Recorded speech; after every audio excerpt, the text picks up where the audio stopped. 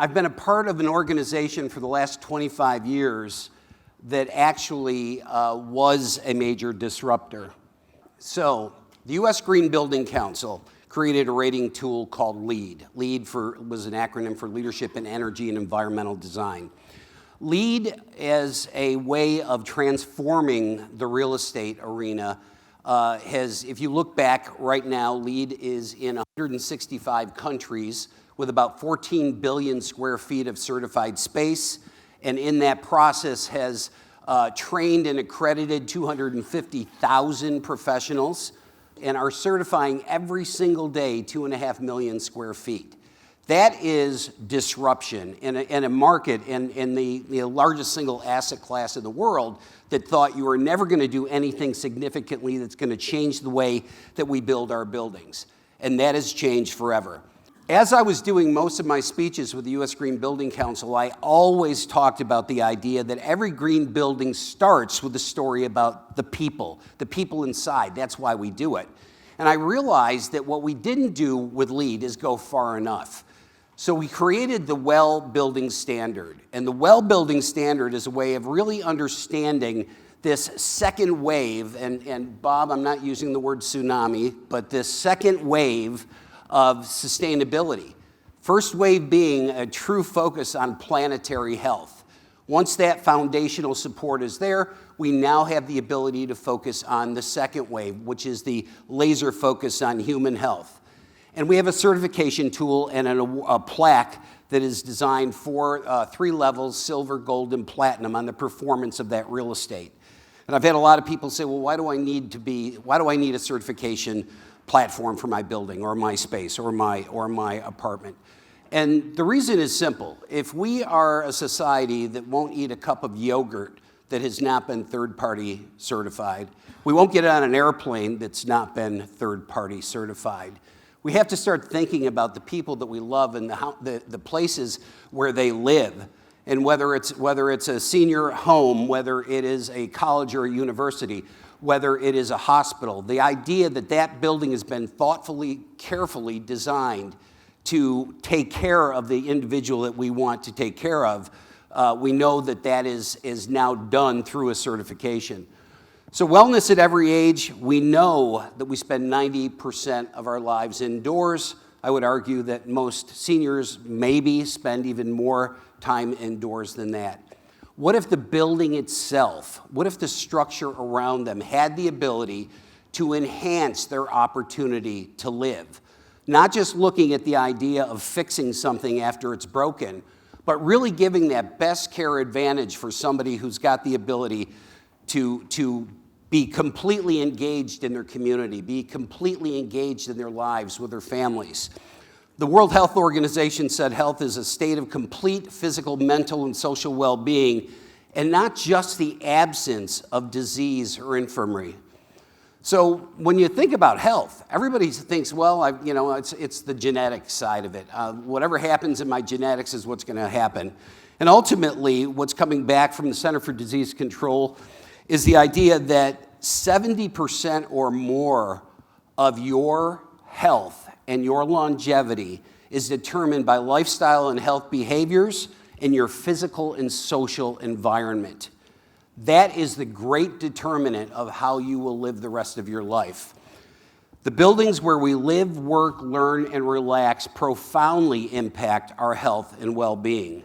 And yes, we do spend 90% of our lives indoors, and the ultimate goal is to enhance that positive experience so that we feel energized, we feel inspired, that space does something for us in a transformative way that enhances our lives. So if we think of buildings as preventative care, why is it not a tremendous bridge to the conversations we're having this week to think about what these would do in our senior care homes? So if you look at a building, any typical building that, especially today, a new innovative building with all the bells and whistles, lots of systems that are going on as a part of it. But if you look at the human body, there's a lot of different systems in that as well. And what if the building actually mimics what is going on in the human body, and we have the ability to look at a future where the building itself will be the largest single determinant in what is happening over the period of time that that person is in there. So if you look at the well building standard, there are 10 distinct areas that we focus on: air, water, nourishment, light, movement, thermal comfort, sound, materials, mind, and the community itself, in which all of this comes together. These are the criteria by which the design team, architects, engineers, designers, put this program together for the renovation or the building of your space, and ultimately is how you would get your certification. When you look at those things applied inside the building, this is an example of what you're seeing relative to the performance. And that building is recertified every 3 years so that you have the ability to understand that that building will perform over time and is giving the occupants the best possible advantage. The interesting thing about well, we never did it with LEED, but we know when the human is involved in this transaction, we have to be extremely careful. So there is in well on-site performance verification of 4 criteria areas: the air, the light, the water, and the acoustics, which all are very important. But there are actually scientists with monitors that make sure that if your criteria states that you have X performance in any of those 4 areas, that the building and the space actually performs in that way. When we start looking at how this all came together, this isn't a back of a napkin kind of idea. When you talk about building science, health science, and business economics, the design community that came together in this included some of the largest architects and engineering firms in the world. You can see some of them listed there. Add to that the medical community, which was the Mayo Clinic, the Cleveland Clinic, the Harvard School of Public Health, a variety of organizations that vetted this information, looked at the way a particular space would be evaluated, and ultimately gave their approval and peer review of the important documents. And when you talk about the business performance of this, I heard this morning a lot about ROI. If you look at, in the world I came from, we'd spend all our times talking about energy efficiency. That was the sustainability mantra. That was the smallest piece of the overall cost of the building. When you look at what really is driving 90% or more of the cost of operating a building is about the people inside, the employees, the insurance costs, the salaries, everything associated with that. So if you have a way to somehow influence in a very positive way those people, and those people in that case are not just the residents of the places that you're all a part of building and operating, it's the employees, which is the single largest cost of that entire transaction. And the attraction and retention of those employees, we've heard a lot about that today. 25% turnover rates per year is really difficult. In memory care, up to 50% a year. Those numbers can change dramatically if you've got the right space that somehow enhances that relationship. So in the business case, wellness offerings increase residential satisfaction, but also create this great opportunity to have a different kind of engagement with your employees. 2.5 years ago, McKinsey came out and said that health and wellness is going to be a $1 trillion industry. Well, if you look at it right now, it's a $3.7 trillion industry, and the real estate component of that alone is $134 billion.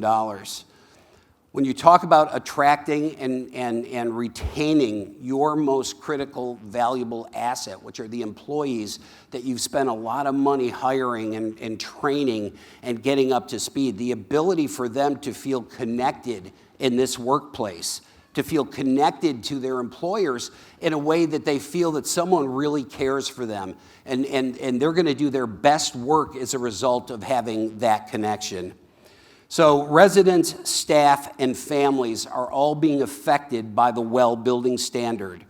We have, if you look at when this is, I'm going to state something that all of you know probably 10 times more than I do, but the number one cause for hospital admissions in older adults is the idea of having a fall. There is actually a credit in the well system that talks about the feature requiring the projects to develop and implement strategies that take into account the light sources used in spaces and create a visually comfortable lighting environment. So the standard itself, the credit itself, is written on the strategies the design team uses to make sure that there is the absolute best opportunity for seniors to have the best possible visual output there.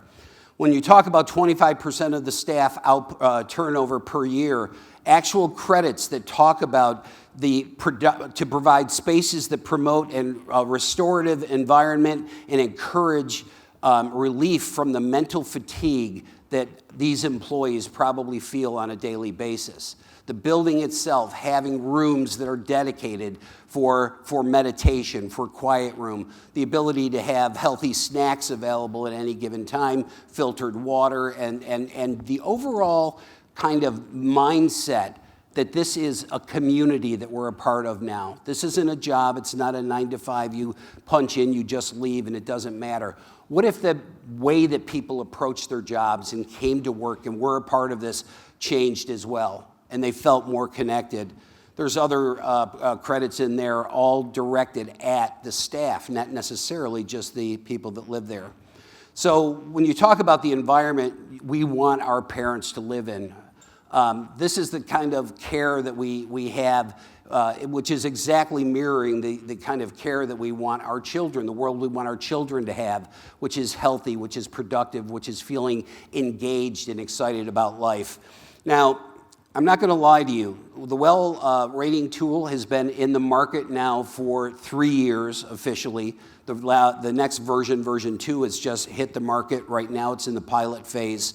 The great majority of the 1,300 projects that we have in 51 countries are in the commercial real estate segment. So if you look at these projects, I'm just showing you this to show you, when you look at these, I want you to think of the innovative, kind of exciting, and fresh air and interesting design and bright connective spaces that are a part of this. This is where these well-certified projects are making the difference. There are communities. There's 7 communities worldwide, 1 in Tampa and 1 in New Jersey. This is Water Street, Tampa, where they're actually getting a well certification on the overall community, so that it incorporates not only the certification inside the building, but the ability for the site itself to get people engaged in living again, walkability trails, healthy experiences, farmers markets, educational moments for